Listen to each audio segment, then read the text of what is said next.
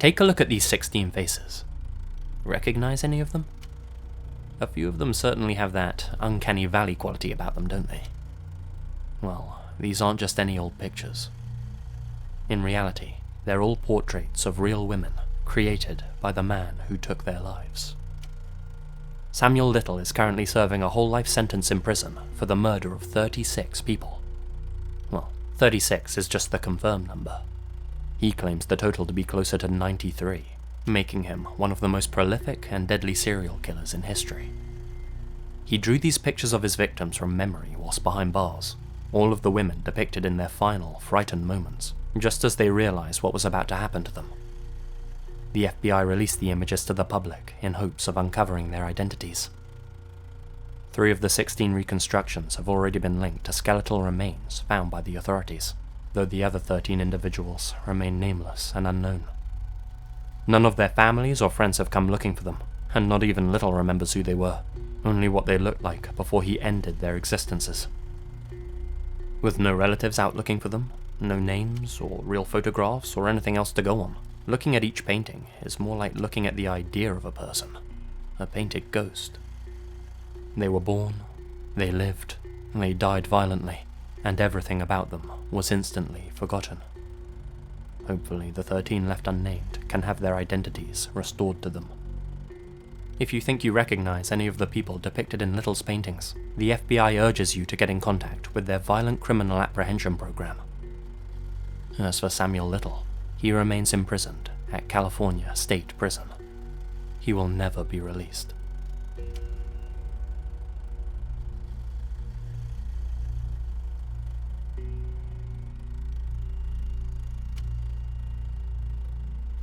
It was the 18th of June, 1982. The setting was the Imperial gas station in Harrisonburg. On the graveyard shift that night was 20-year-old Kelly Berg Dove, a loving mother, daughter, wife and friend by all accounts. Kelly was very family-oriented, and since her family was a little strapped for cash, she took the job at the gas station to help pay the bills. Her 3 sisters also worked at the same gas station, and on that fateful night, she agreed to trade shifts with one of them. Little did she realize in doing so, she had just sealed her own fate. At around 11 p.m, Kelly's mother called her daughter to check everything was going okay. At that point, everything was peachy. That would all change in the next few hours.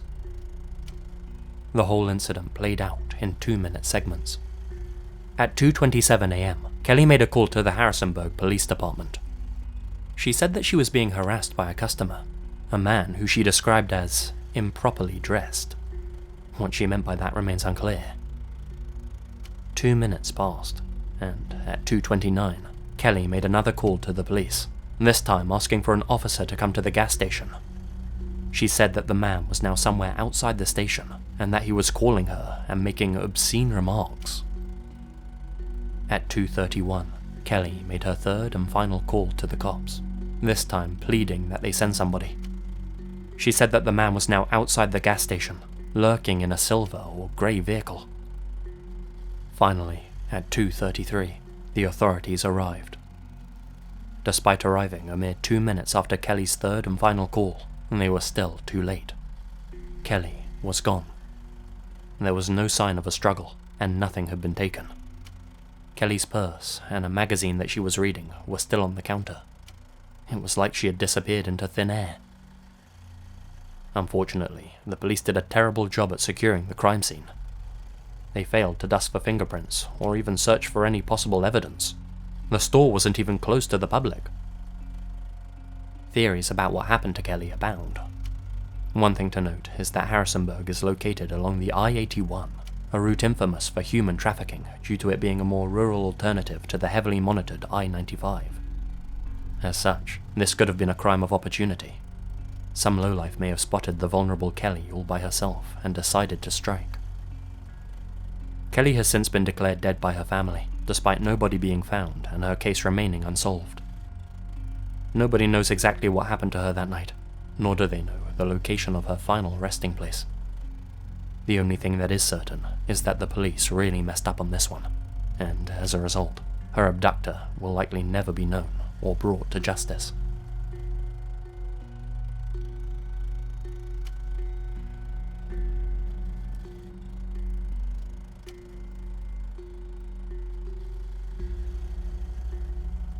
Lenny Derrickson was your typical 39-year-old family man living in Oklahoma.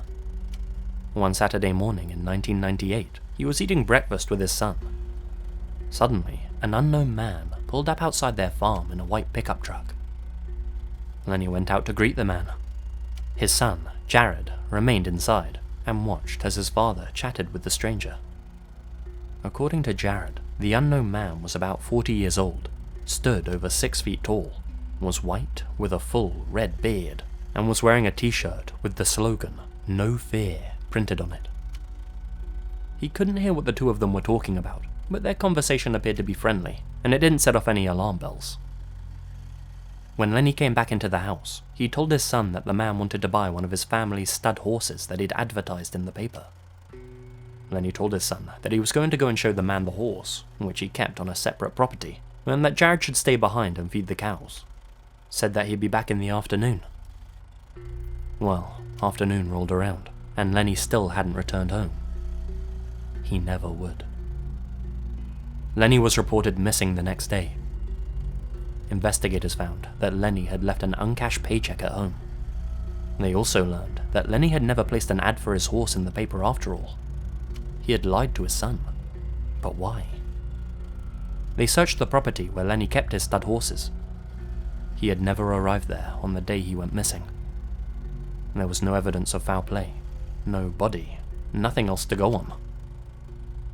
So, what happened to Lenny? Well, there are two possibilities. Either the mysterious stranger was responsible for his disappearance in some way, or he ran off on his own accord. His family are adamant that Lenny would have never abandoned them. Lenny was extremely close with his son, Jared, and they spent almost all of their time together. There's no way that he just upped and left him behind. With that being said, Lenny was struggling financially at the time he vanished. It's possible he decided to start a new life somewhere else. If he did, what did the mysterious stranger have to do with it all? There have been 2 reported sightings of Lenny since he disappeared. At 9 AM on the morning he went missing, a waitress at a local coffee shop saw Lenny talking with an unknown man. According to her, Lenny sat there drinking coffee while he just listened to the man talk. All efforts to track down this unknown man have failed. The second supposed sighting happened 6 months later in a bar in Amarillo, Texas. An anonymous caller phoned the cops and told them that Lenny was at the bar with him. By the time the authorities arrived to investigate, both Lenny and the unknown caller were gone. So, did Lenny run away to start a new life elsewhere? Had he been living a double life the entire time? Did he get involved with some sort of criminal network as a way to dig himself out of his financial debt? Did he disappear to protect his family? Does he want to be found or not? Did something more sinister happen to him after all? All questions that remain unanswered.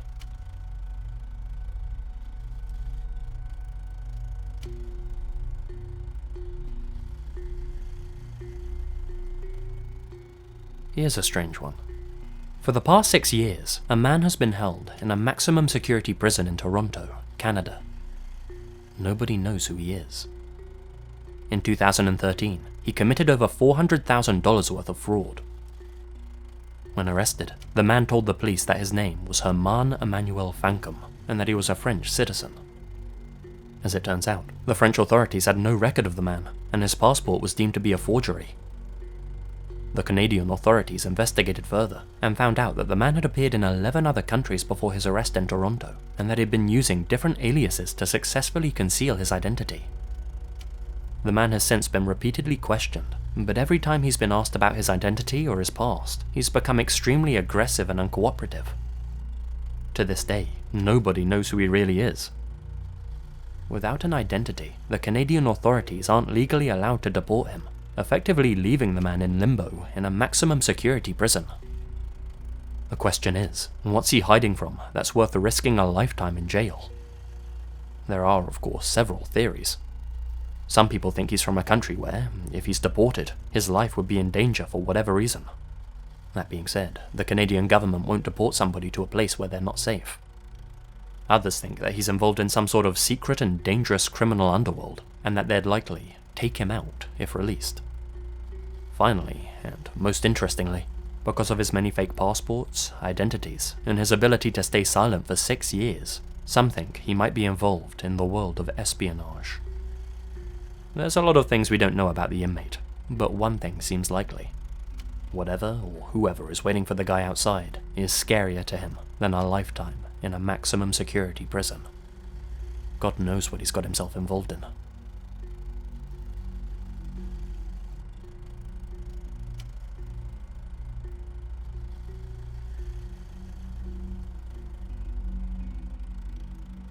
We're going back to Virginia for this one. Really not doing that state any favours with this video, but hey ho. The year was 2015. 19-year-old Caitlin Atkins was visiting her family in Caroline County, Virginia. Her sister had just given birth to her first child, and Caitlin was eager to come back home and meet her new nephew. Her 5-day visit back home was a happy one, but all good things have to come to an end, and on December 5th, Caitlin was scheduled to fly back to Arizona and start a cosmetology course. Caitlin's flight was set to depart at 5:40 p.m, but due to work commitments, her mother, Lisa, was unable to drive her to the airport. Caitlin's stepfather, James, agreed to drop her off instead. He'd basically raised Caitlin, and apparently, the two of them were very close. James needed to be at work at 3 p.m, so he told Caitlin that he'd need to drop her off early at the airport. She told him that wouldn't be a problem. Lisa dropped Caitlin off at her stepfather's house and said goodbye to her daughter. She had no idea this would be the last time she'd ever do so. You see, Caitlin never made it to the airport, and to this day, nobody knows what happened to her. What we do have are a string of disturbing text messages sent from Caitlin's phone. Let's go over the timeline. December 5th, 9:20 a.m. Lisa drops Caitlin off at her stepfather's house. 11:56 a.m. Caitlin's fiancé in Arizona, Amber, receives 2 strange text messages from Caitlin. The first reads, "Something came up. I'm not coming back today. I'll let you know when I get a new flight." The second, sent immediately afterwards, said, "I won't be able to text for a bit." 1:52 p.m. Stepfather James sends Lisa a message. "I dropped Caitlin off." "Okay, thank you. How was traffic?" "Not too bad. I dropped her at Springfield Metro Station. She was going to take the metro to the airport since there's a stop at Reagan." That was odd, Lisa thought. Caitlin was unfamiliar with the metro system in the area. According to James, she didn't want to go to the airport too early, so she asked him to drop her off there so she could kill some time at the mall. The airport was only 1 or 2 stops away, so at this point, there was no real cause for concern. 2 p.m. Lisa receives this text from Caitlin. "I'm at the airport. Battery dying, so won't be able to text for a bit." "Okay, let me know when you get on the plane." Here's where the penny drops that something's wrong. Shortly after 2 p.m, Lisa received a message from Caitlin's fiancé, Amber, saying that there was something wrong with Caitlin's flight and that she wouldn't be coming home. The lack of information in Caitlin's text was peculiar, and, naturally, Amber wanted to find out if Lisa knew what was going on. 7:15 p.m. Almost 2 hours after Caitlin's flight was scheduled to leave Virginia, Lisa received these 2 messages from her daughter. "I'm staying with a friend. I need some time alone." Immediately, Lisa knew something was wrong. According to her, Caitlin never double texted. She only ever sent 1 text and would then wait for your reply. It was just one of those small idiosyncrasies that you pick up on when you truly know somebody. Lisa replied with, "Call me. I'm very worried about you. Please call me." Caitlin didn't respond to any calls or texts from that point onwards. Eventually, her phone went dead. Later that day, Caitlin sent a Facebook message to Amber, her fiancé, which simply said, "I can't come back. I cheated on you." The message came out of nowhere. Caitlin had been acting normally during her stay in Virginia and gave no indication that anything was wrong with her relationship. In fact, she was actively excited about going back to Arizona. She really missed Amber and was desperate to start cosmetology school. Not to mention, the message was just completely out of character. Things weren't adding up. On December 7th, 2 days after she was set to fly back to Arizona, Caitlin's suitcase was found abandoned on the side of River Road near Fredericksburg, about 44 miles from where James had dropped her off at Springfield Metro Station. The suitcase appeared to have been thrown from a moving vehicle. Inside was Caitlin's wallet, her cell phone, debit cards, and her plane ticket. Her clothes were still neatly folded inside. Only a few articles of clothing were missing. It was clear now that something terrible had happened to Caitlin, though all the whos, hows, and whys remained unknown. The cops checked the CCTV cameras at the metro, the mall, and the airport. No trace of Caitlin was found on any of the surveillance footage, nor were there any traces of James or his vehicle either. Not to mention, James also didn't turn up for work on the day Caitlin disappeared after all. He called in sick. That was a little suspicious, but with that being said, investigators have ruled James out as a suspect and determined that he wasn't involved in his stepdaughter's disappearance. Shortly before disappearing, it came to light that Caitlin had actually messaged a friend of hers on Facebook. In the message, she confided in her friend that she'd seriously messed up. The night before she was due to leave Virginia, she went out partying with a couple she was friendly with. She admitted to her friend on Facebook that the three of them got drunk and that they all ended up sleeping together. She said how awful she felt, and that she was depressed about cheating on Amber. As such, authorities are investigating the possibility that Caitlin disappeared on her own accord. It seems like a trivial matter to throw your life away over though, and most people, her family included, remain more convinced that foul play was the determining factor in her disappearance. Specifically, her family believes that James is responsible for whatever happened to her. According to them, he refuses to cooperate with the investigation, won't speak to the media, and hasn't attended any events dedicated to finding Caitlin. But that's about all we know at this point. With no new evidence or suspects, there's little more the police can do to track her down. As of right now, 3.5 years after disappearing, Caitlin's case remains unsolved. Perhaps one day, all the pieces of the puzzle will come together, and we'll finally know where Caitlin is and what happened to her.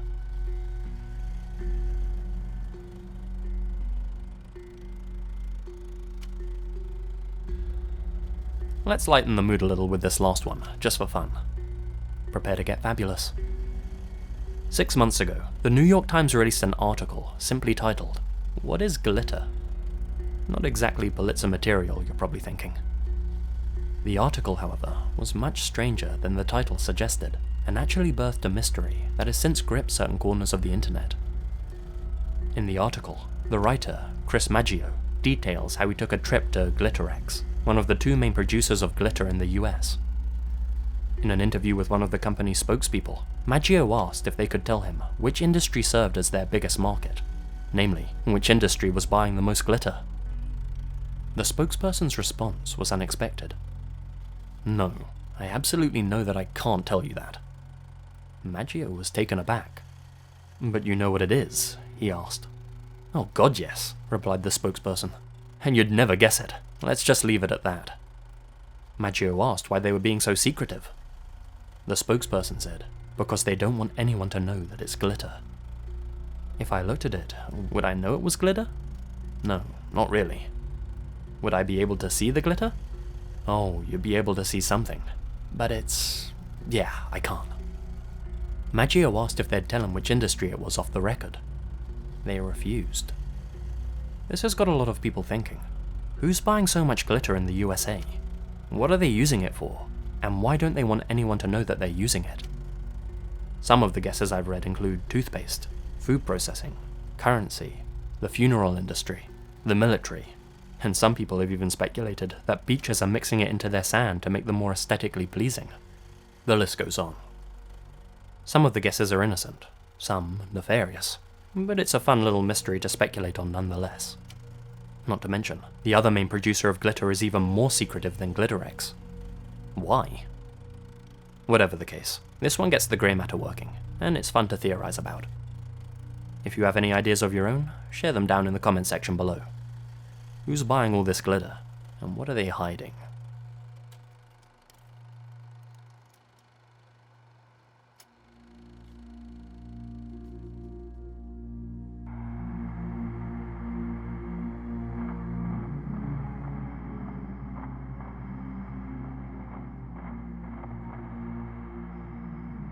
Hey guys, Lazy here, and thank you very much for listening. Sorry for my long absence, I know I've been away for a while. That's because I was in Japan visiting my girlfriend, and of course as soon as I come back to England I got really sick and my voice got screwed up, so yeah, thankfully I'm back to full health now, and the videos will be coming fast and furious. Next up will be episode 7, is it, of my American road trip? I forget what number I'm on, but yeah, that'll be next, so keep your eyes peeled for that. A thank you to all of my supporters on Patreon, especially my biggest supporters. Mitchell Allen Herrera, Sloane Crawford, Andrew Romans, Samuel Cotton, Kat Meyers, Charles Wilson, Sebastian, Sarah Ramirez, Victor Javier Fonseca Ruiz, Maricruz Cedano, Matthew J. Bauer, AnimeWimp, Crazy MaskParade, James Labour, John Crouch, ProCupidineNata, Gina Valera, Philip Westre, Alex Greensall, Monica Mendoza, Scion of the Emperor, Crawford K McDonald, Marley Wright, and ReyPriceBurton. Thank you very much for your continued support, guys. It means so much to me and really helps the channel out. If you'd like to consider becoming a Patreon yourself, you can find a link down in the description below. Be sure to smash that like button or I'll smash you, and I'll be back again very, very soon.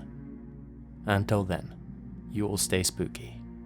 And remember, the best things happen in the dark.